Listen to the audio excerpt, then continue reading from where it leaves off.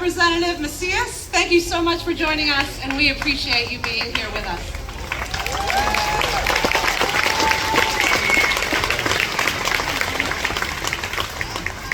Hello, Brunswick. All right. My name is Rafael Macias, and I represent House District 51, just right across the river in Thompson. All right. Graham, thank you for inviting me here. Thank you. And wow, this is awesome. I've not seen a crowd like this before here. So, when I first got the call inviting me to introduce Graham to Brunswick, I answered his call without realizing I'd already been in the same room with him on several occasions. I remembered his voice before I recalled his face.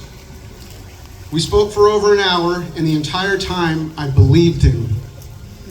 With sincerity in his words and gravity in his convictions, I knew he was the real deal. He's shown courage many of our leaders, state and federal, are sorely lacking.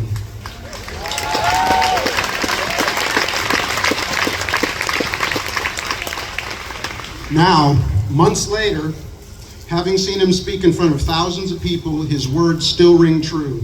His gravelly voice still carries compassion and empathy, and his character comes through in every sentence. I've thought a lot about what that means, what his words and his actions have proven. He cares for Mainers, he cares for our country, and he embraces our shared humanity.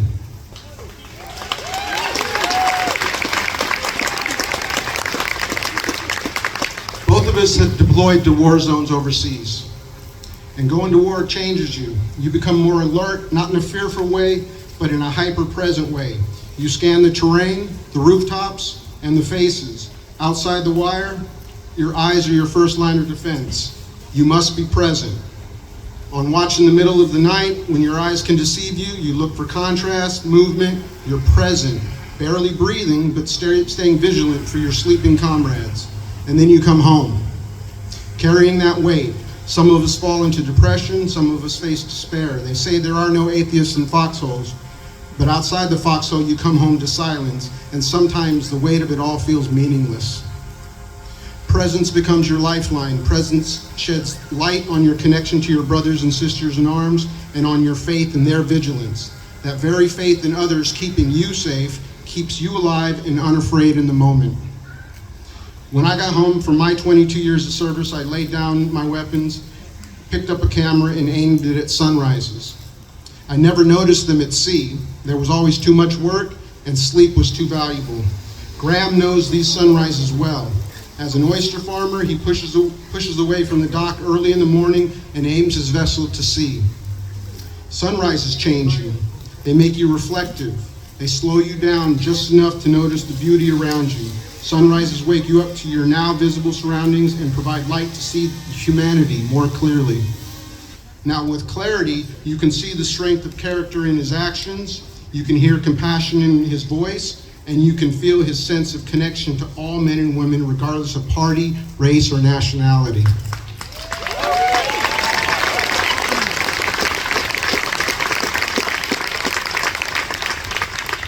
That same presence, that same connection, and that same faith I found in Afghanistan and on the Maine shoreline, I sense in Graham.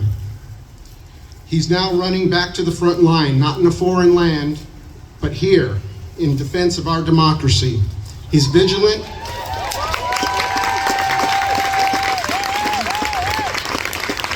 He's vigilant and unafraid. So if Graham's on the watch and he's our sentinel in Washington, we can rest assured he's doing right by all Mainers and all Americans. But being safe must not mean being complacent. We must act. And our first action each day is this: be unafraid. Show courage in your words. Show courage in every action you take. Know that America, the America we have all believed in, but which many are not currently realizing, is on the rise. Look around you now.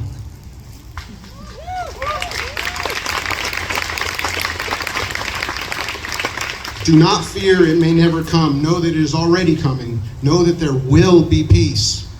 Because the best America we can imagine is not some fabled dream. It is within our reach if we each have the courage to claim it. America's strength is in her people. We are resilient, we are optimistic, and we are capable. But we are not free until we are all free.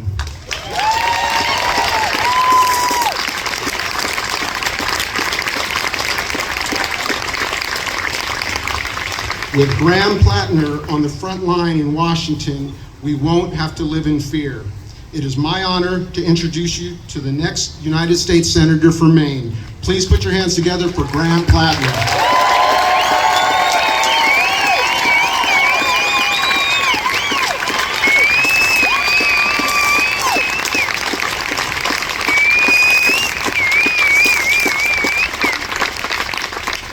Raphael, thank you very much.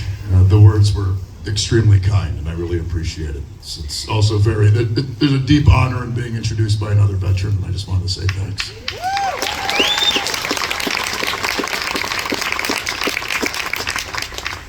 And thank you all for coming out here. It's starting to get a little chillier, actually. This feels like the first day of actual fall thus far. So thank you all for coming out tonight. It means a lot. I'm not surprised to get a big turnout in Brunswick, but maybe not for the reason you expect. Joshua Chamberlain spent a lot of time living here, and while being most certainly a Maine hero, he was my childhood hero, and so it's not surprising that Brunswick, with that connection, I feel very honored to have all of you come here tonight. It means a lot.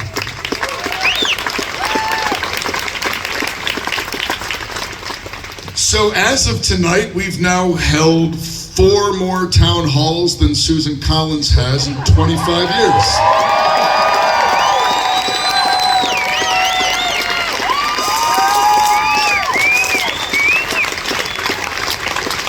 I think we have about 20 to go over the next 3 to 4 weeks, but this is number 4. The turnouts have been fantastic. It's hard for me to describe, frankly, how this feels to me personally. It's all very surreal. The support, it buoys my energy. It buoys my dedication to this project. And it needs to, because I'll be honest, like I really am, I do not see myself as a politician.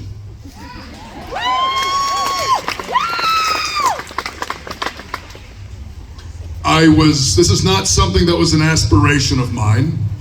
I didn't wake up one day and decide that I should just go be a United States Senator. I'm born and raised in Sullivan. I left after high school. I joined the Marine Corps, joined the infantry. I did 4 tours in Iraq and Afghanistan between the Marine Corps and then the Army.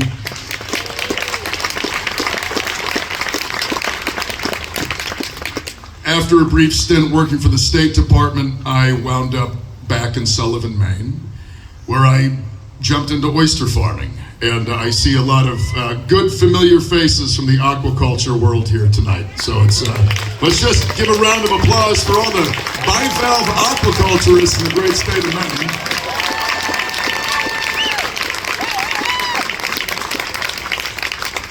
But until very recently, I really thought that harbor master was going to be the extent of my political career. So all of this is, this amount of people do not come to listen to the harbor master of Sullivan, Maine talk. I'll just say that. But I grew up in eastern Maine, piecing it together, and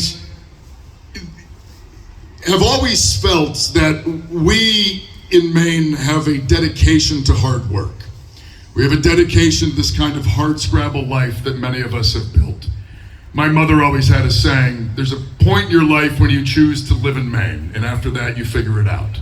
And I think that's pretty true. I was introduced, my mom's family's been here since the early 1800s, and when you look back through history at the work that her people did, working on the railroads, in fishing, logging, these are jobs that are incredibly difficult. And most Mainers understand that kind of commitment to hard work. It is very much ingrained in how we view ourselves. It's ingrained in how we view our communities. All of us take pride in the hard work that we do. But recently, it's really beginning to feel like that kind of hard work is no longer paying off. And it's not that Mainers aren't working as hard as they used to. The idea that we can't afford health care, we can't afford housing, the idea that we can't afford those things because of something we're doing wrong is laughable. Yes. Mainers work incredibly hard.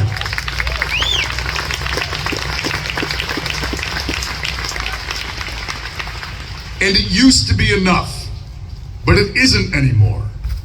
Hard work used to pay off in this state.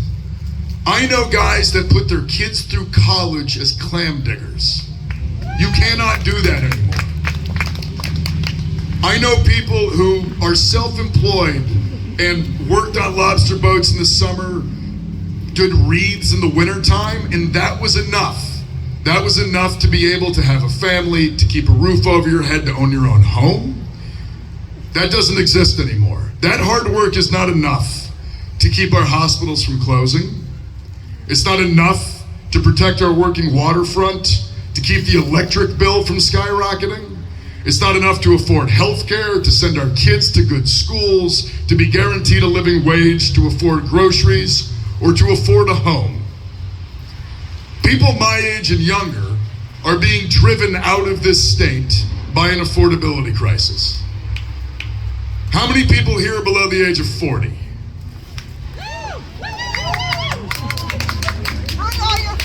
How many of you think home ownership is in the near future for you?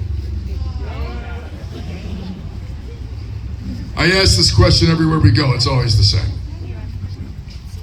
Housing in this state has become entirely unaffordable for young people. That is not because young people in Maine are not working hard.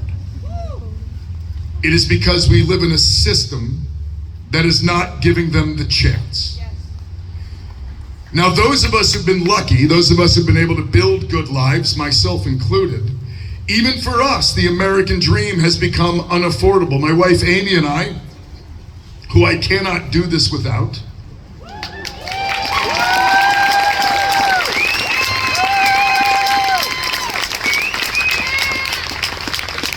we want to have children, but we've been coming face to face with the brutal realities of how costly being a parent has become. My brother and his wife live in Portland. They have 2 children, my niece and nephew. They both work full-time jobs so they can afford health care, so they can afford child care, so they can work full-time jobs. That is a ridiculous setup. Nobody should have to spend all their time away from their family just to make enough money to afford being away from their family.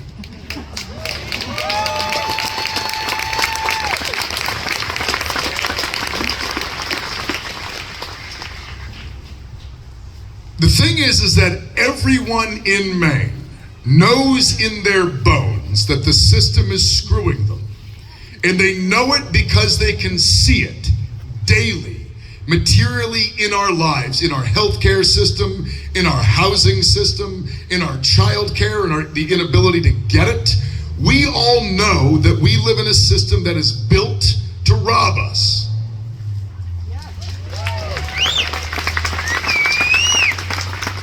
And we know it because as we look at that system, we also see a small amount of people in our society accruing wealth and power in a way that is essentially incomprehensible.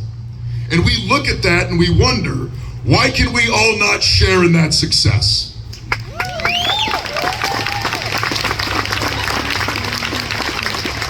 Now, I grew up in rural Maine and I did 4 tours in the infantry, and so I am not afraid to name the enemy.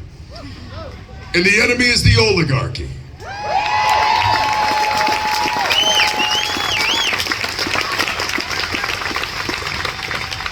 It's the corporate interests, the billionaires, the DC elites, and the establishment politicians that serve them. That is who is screwing us. And we need to start being honest about it.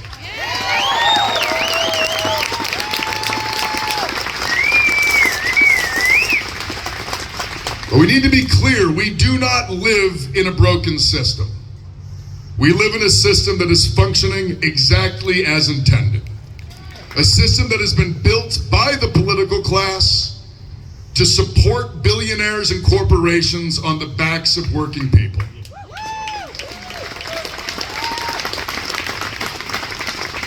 Politicians have made a series of policy decisions, primarily over the past 40 years, that have resulted directly in the world that we live in today.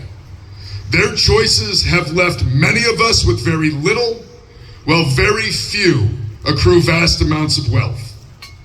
In 1990, there were fewer than 100 billionaires in the United States.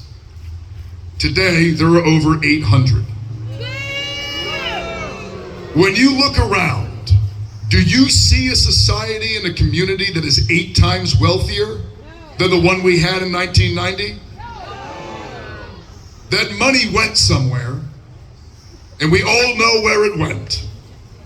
It all went to corporate interests, to Wall Street, to tech companies, to big banks.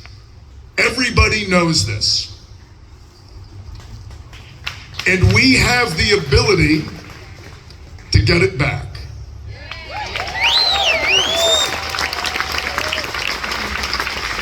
The world that we live in, our political world, our economic world, it is not organic. None of this is natural. It does not have to be this way. We live in the outcomes of specific policies. But to me, that gives us hope. Because it means that if policy decisions got us here, they can get us out of here.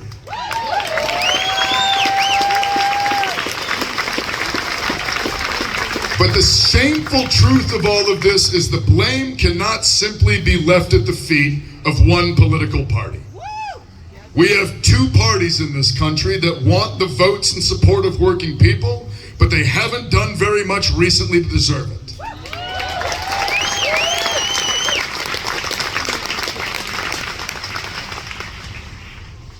No one is owed your allegiance. Loyalty should not go up, it should go down. Support needs to be earned. And the Democratic Party, at the national level especially, does not deserve that support as long as they are part of the same corporate apparatus that the Republican Party is. And we need to change it.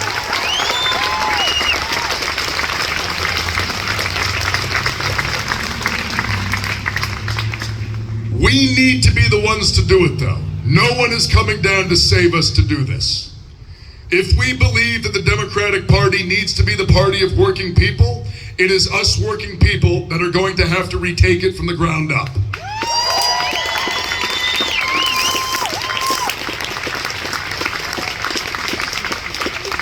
Now, Susan Collins' charade is wearing thin. This is the easy parts.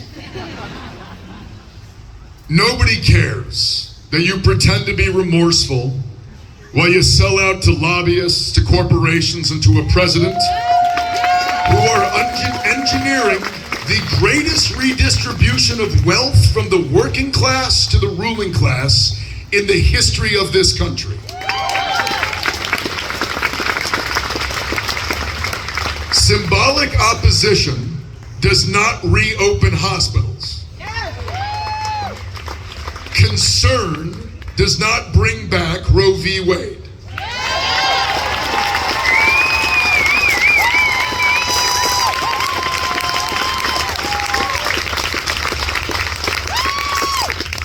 Selling out the working class voters of this state is unforgivable.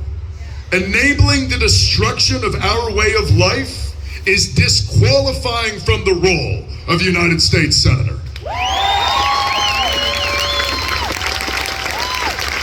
Maine deserves better than Susan Collins.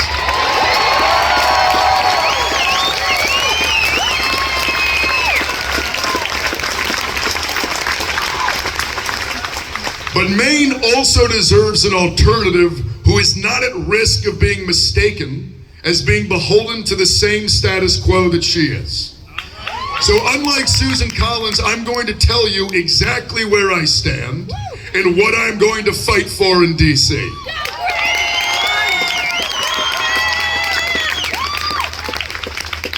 I will fight to protect and expand the Social Security that Mainers have earned. I'm going to fight to lower the cost of groceries, childcare, medications, and I will take on corporate greed and price gouging that drives up the prices of everything that we need to survive.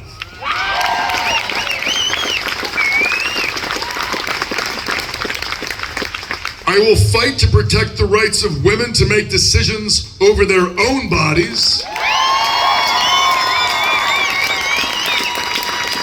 because the right to do so needs to be enshrined in law.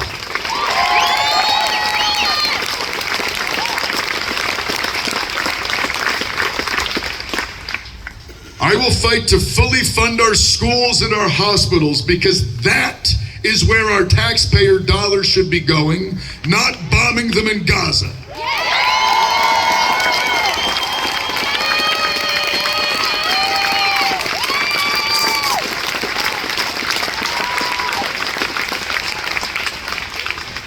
I will fight to raise the federal minimum wage, because we have paid for 3 foreign wars since the last time that we raised it, and I had to fight in 2 of them.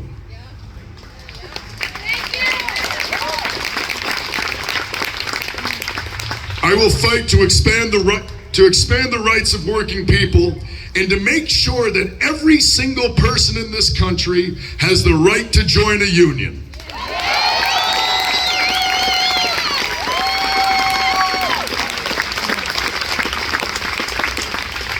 I will stand in the way of the fascistic attacks on our democracy and ensure that every single American has the right to cast a vote.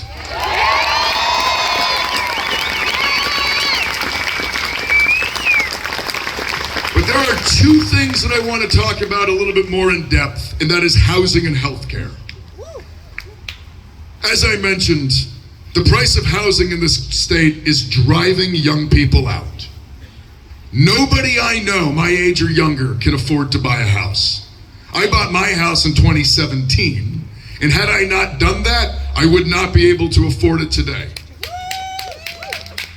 But even more so, the reason I got to buy my house, the reason I get to pay my mortgage, is because I get support from the VA. Because I have the lucky distinction of having done 4 combat tours and being a disabled veteran. And that's a wild statement to make. But it is why I get to own my home, and it is why I get good health care. Health care that has allowed me the freedom to start a business and turn it into a successful small oyster farm. I could not have done that without the foundational support that I get from the VA.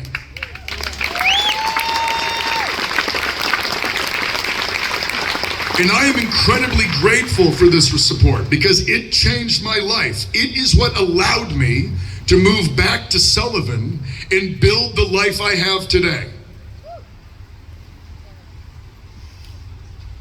Mine is a story of what is possible when our government gives people a little bit of help when they need it. But you should not have to fight in stupid foreign wars and watch your friends die to get that kind of support.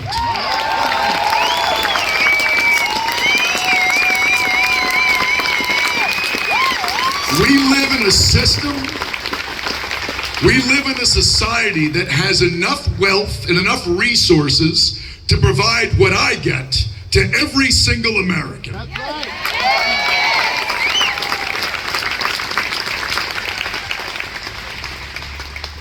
This is at the core of why I am running. The reason I am doing this is I have lived what support can do for a person. doesn't make somebody lazy. It doesn't make them not want to work. It gives them the ability to take risks, and it gives them the ability to actually follow their dreams and do what they want to do. And when people do that, they build things. They create things.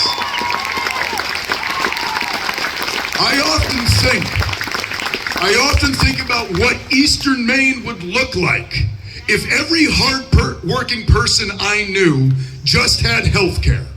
What would they be able to do? What would they be able to build? What are the businesses we would see? What is the art we would see created? We would live in a different world, and we have the ability to do that.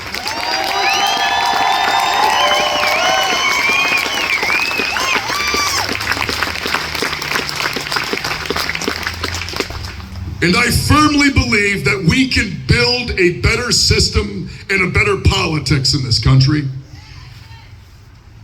But I also believe that a politics that is willing to sell anyone out will eventually sell everyone out. This is why we must stand in the way of those attacking the right of women to make choices about their own bodies and the rights of the LGBTQ community to have the same liberties and protections as everyone else.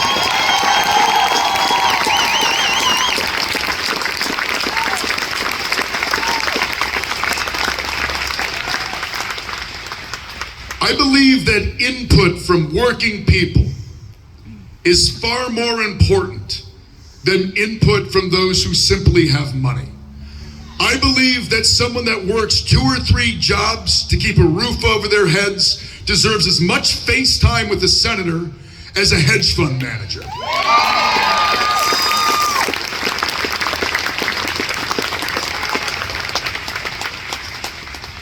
I believe that a union should have more power with a senator than a CEO.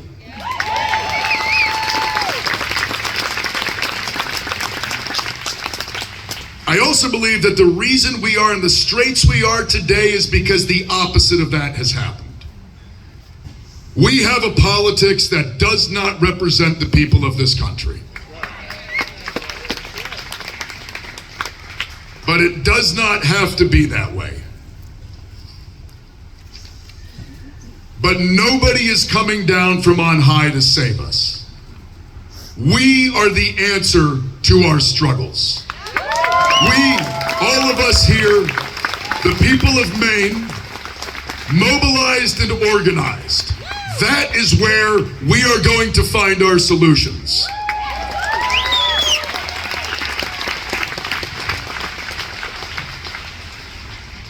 And we have legacies in this country that show us the way forward. We have the legacy of the labor movement. We have the legacy of the suffragette movement, of the civil rights movement. These are not legacies of asking permission. We did not get an 8-hour workday and a 40-hour work week because somebody wrote a nice letter to their congressman.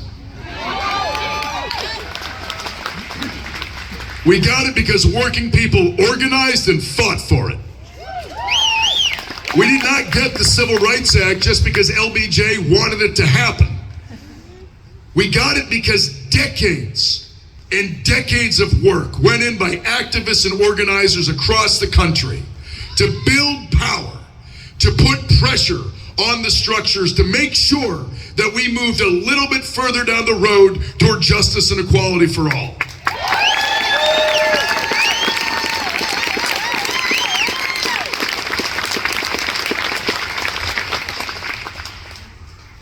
But we got these things, and I believe this. I believe that every single good thing we have gotten in the history of this country did not come from on high. It came from people organizing and fighting for what they needed. That is the legacy that we need to re-engage with as Americans. Because until we do, until we rely on those in power to do the right thing, we are going to be constantly screwed over again and again and again.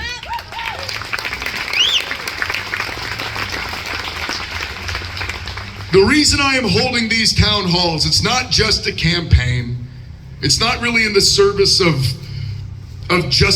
this campaign project. I'm holding them because I want to bring this message around the state.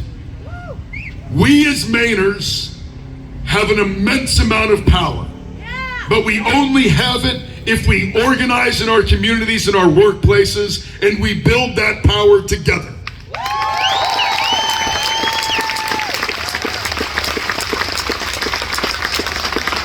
I'm also holding them because in order to represent working Mainers, you have to go to working Mainers communities and listen to them.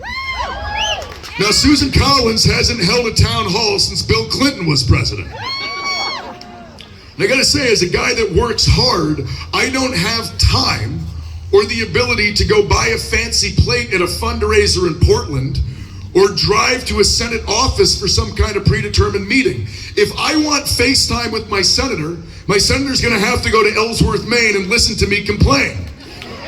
And so that's the first thing we did. The first thing we did is held a town hall in Ellsworth, Maine.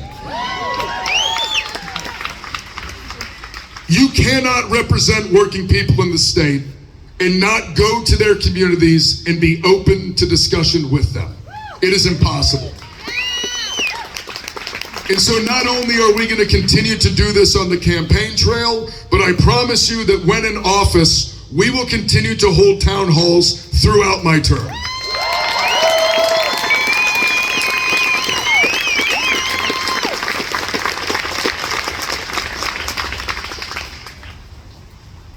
But tonight, I'm not just asking you to vote for me. I have to ask for a lot more. Yes, I'm going to ask you to give me money. I'll do that later. What I'm really asking you to do is to show up. I'm going to ask you to put in your time, to put in your labor, to put in your energy, to come out, to go to events, to knock on doors, to do the hard work, to do what is uncomfortable, and that is to talk to your neighbors. Those of you in the crowd who have organized before know that this is difficult on a fundamental level. Building community, building connection, it is extremely hard. In the society we live in today, where we are often alienated from other people, it is difficult to get out of your comfort zone, but we have to. It is the only way for us to build the communities and the power we need to go fight for the things that we deserve.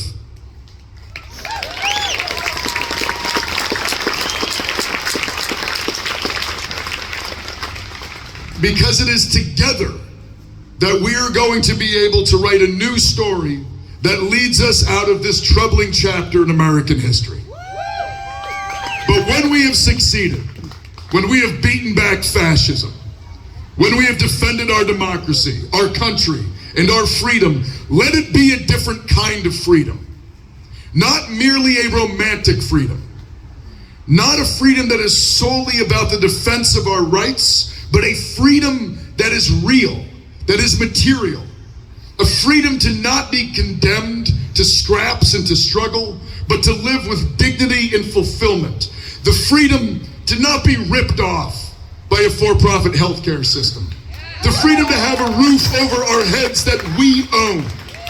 And the freedom to have time to build, to create, to love, and to live lives, not just of survival, but of fulfillment and of joy.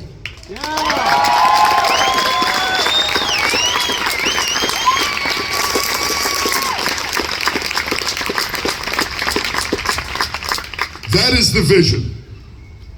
This is the opportunity before us. We will win the primary. We will win the general. And we will show this whole country the way forward, because as goes Maine, so goes the nation. Thank you very much.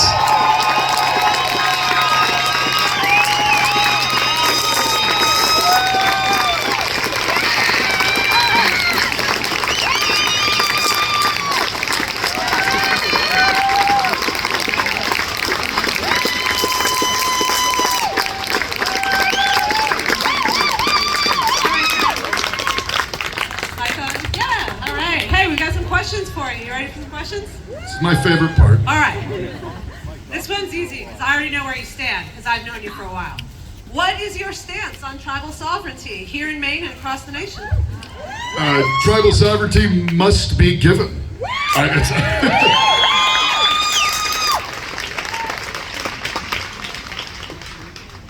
can go further in it if you would like. Yeah, I mean,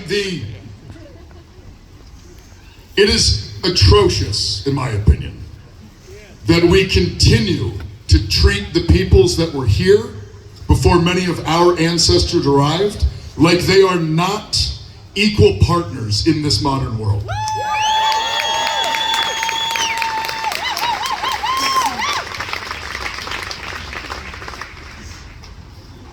They are nations worthy of respect as nations, and we need to treat them as such. What is the most important issue for you to tackle first in Washington, D.C.? It's going to be health care.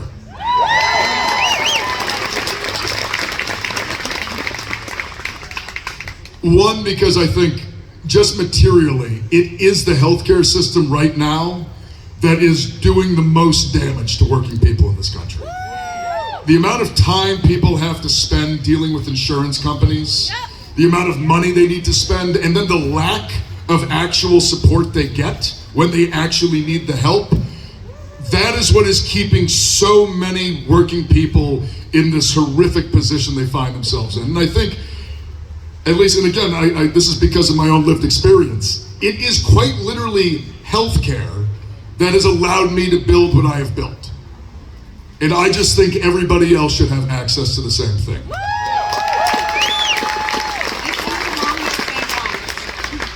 How would you respond to Susan Collins supporting the continuing resolution without an amendment to fund expiring health care subsidies? It's disgusting. I mean, and what's even more disgusting is the fact that back in the spring, with the big beautiful bill,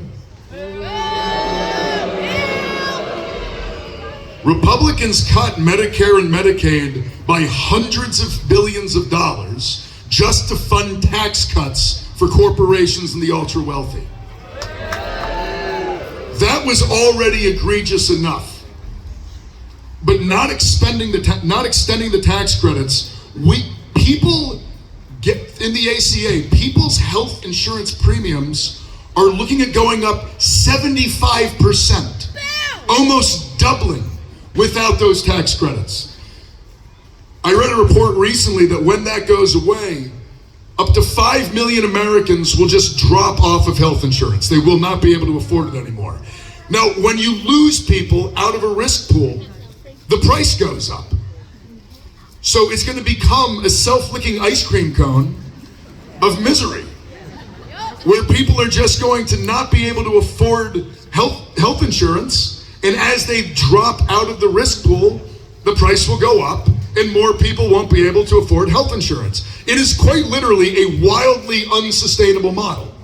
It needs to end, and the fact that Susan Collins not only didn't stop the tax cuts in the spring, but also is not requiring an extension on the tax credits is utterly disgusting.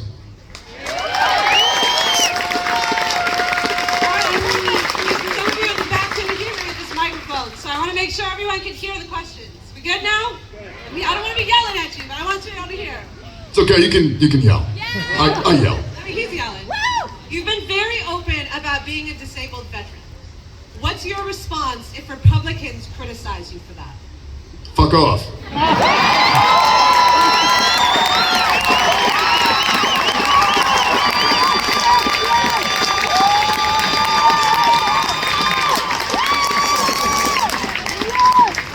What is your stance regarding Citizens United political funding? So, we need to get money out of politics. Citizens United really has been one of the most horrific things that's occurred, frankly, in American history when it comes to our political system. I'll be honest, if I had my way, we would have publicly funded elections that would last about 2 months.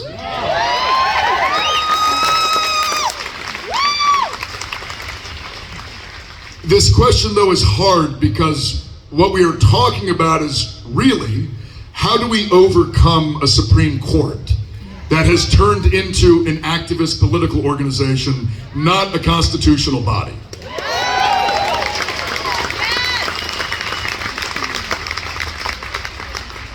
Because as the court currently stands, many of our attempts to get money out of politics are going to run up against that.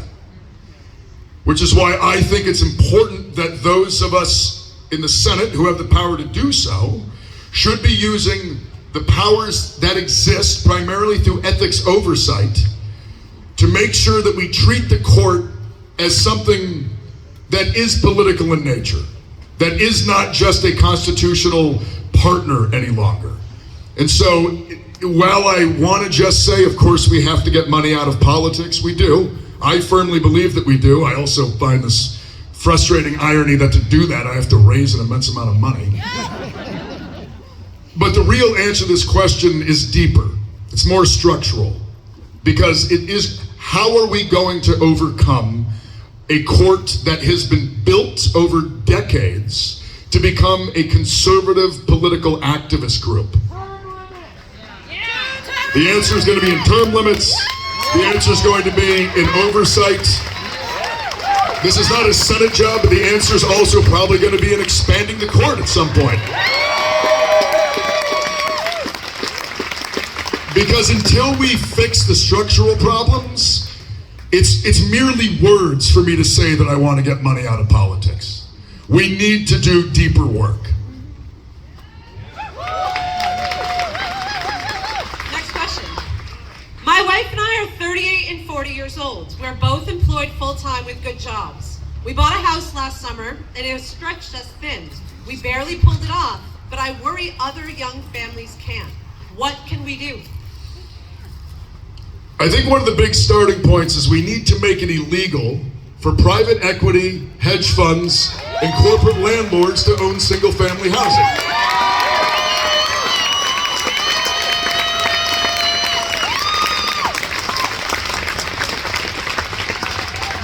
When you look at graphs of housing prices next to the percentage that single-family homes have been being bought up by those entities, there's a correlation. They both go in the same direction. I don't think that's a coincidence. I do think that we have the ability in the federal government to make that against the law. Right now, reproductive justice healthcare providers like Planned Parenthood and Maine Family Planning are under threat with cuts to Medicaid. I'm gonna offer my own boo on that one, guys. How will you ensure these places will stay open and Mainers will have full access to reproductive justice and essential health care?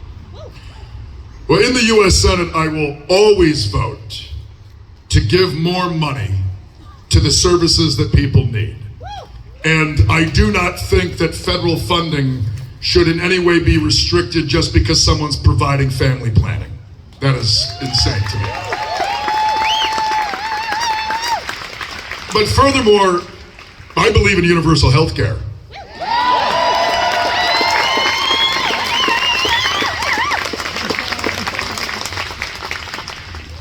And if we had a healthcare system that was built around providing services, utilizing the resources and the wealth that we have in this country to give every American decent health care, if we had that system, many of these other questions would go away.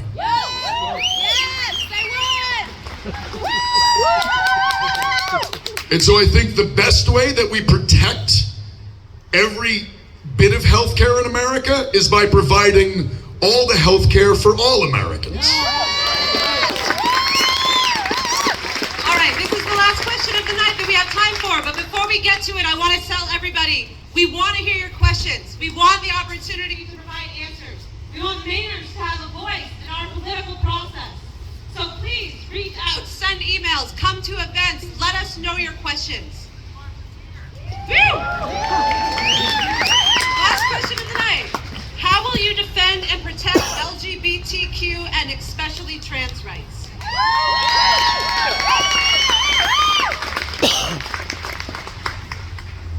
there need to be no steps back when it comes to the progress we have made in making this a more equal and just country.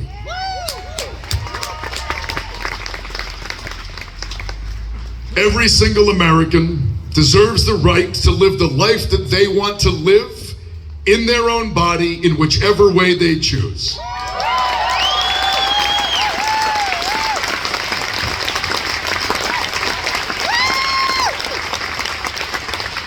And I will simply say that I would never vote for any legislation that would restrict that in any way. I do want to say, when we started planning these things, the idea was we were going to hold 24-ish town halls around the state, and 50 to 75 people would show up, and we'd do a question and answer thing, and I would talk to most of the people there, and then 1,000 people show up. And so I want to make it clear, I also do not like the fact that I don't get to answer as many questions. But as we've gone through this, we're trying to figure out a different mechanism, because answering questions from crowds this size, it turns into a very time-consuming thing. And I still have to sleep at some point. But I do want to thank you all for coming, and I just want to echo what Genevieve says. Reach out. We are very responsive as a campaign. I am very responsive. We're going to be doing a lot more of these. I'm going to be doing events all over the state over the next year.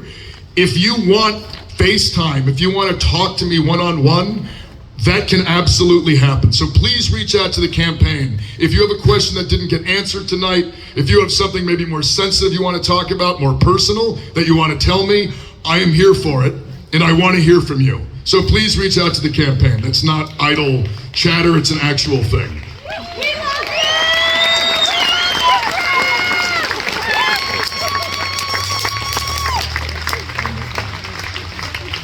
So before we leave, I just want to thank all of you for coming. Where we are in this campaign today, we've raised over $3.25 million.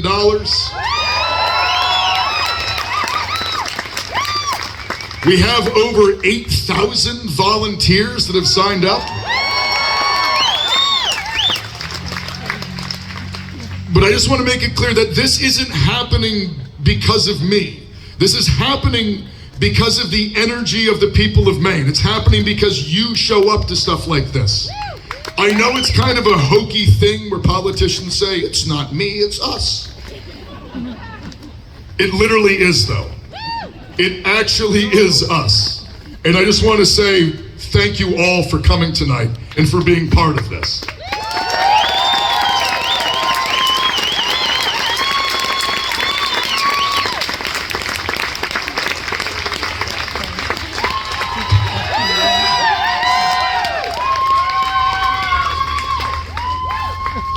Thank you for thanking me. I don't have an answer to this one. People say it all the time. I'm like, my pleasure, but not really, because it's busy, I'll be honest. It's quite the brutal slog.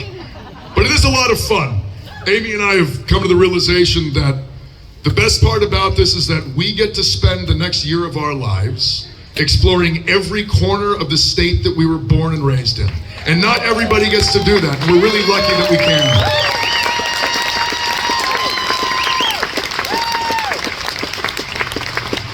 Now, this is the part I don't like. It's why I save it to the end. I need your money. So we're not taking corporate PAC money. We're not taking APAC money. Frankly, we're not taking money from anyone where we don't know where it came from. But we still need to raise a lot of money, which means that we rely on you. We rely on normal people. I think right now our average donation is around $30. We're at around 100,000 individual donations. But what we are trying to build is something bigger than usual. We are not just trying to win a Senate seat. We are trying to build a movement. And we are going to build a movement. But building a movement costs money, and it takes time, and it requires people who we want to pay.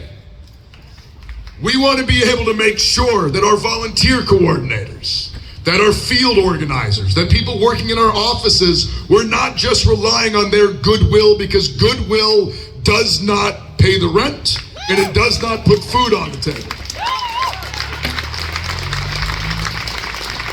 Organizers cost money, yard signs cost money, storefronts and offices, all of it costs money. So if you can give us $1, that's great. If you can give $5, that's better. I'll be honest, recurring donations are a great thing for us. If you can donate $10 a month, it allows us to see into the future and know what we can rely on months from now, which makes planning and organizing a hell of a lot easier.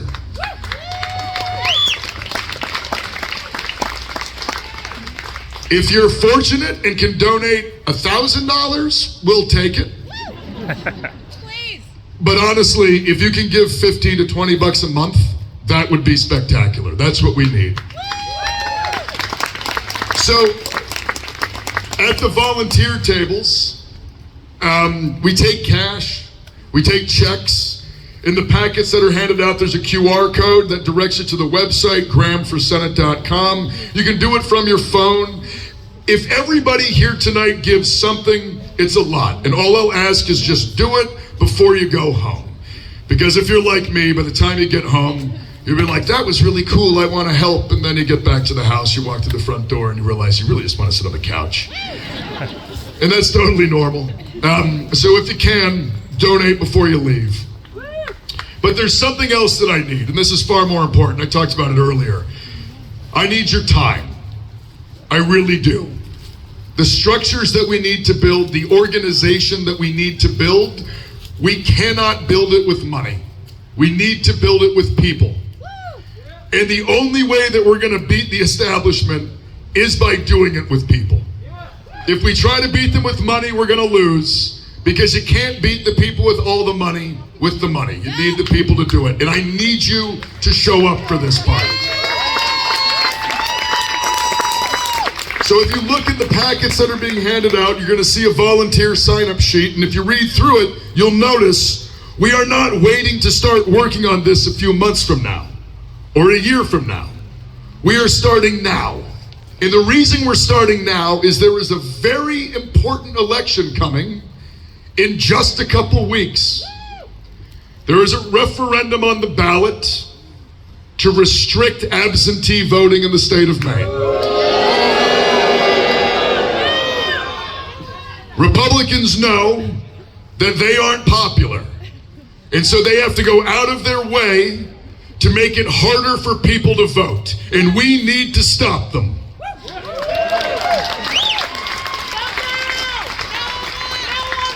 No on one. But on October 4th, we're going to be launching a massive statewide canvass that will not just be canvassing for our campaign, but it's going to be primarily a canvass to save absentee voting.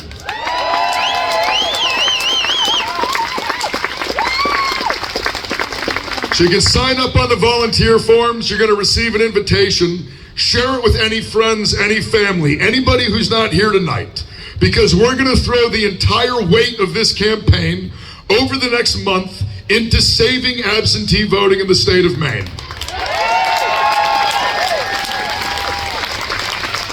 But in doing this, we're going to be building a movement, and the movement that we're building is not going to go away. It is bigger than one Senate seat. It is bigger than a single election. For those who join in this campaign tonight, we will all be working together, not for 1 year, not for one election, but until the day comes when America delivers on that old promise of justice and liberty for all. Thank you very much.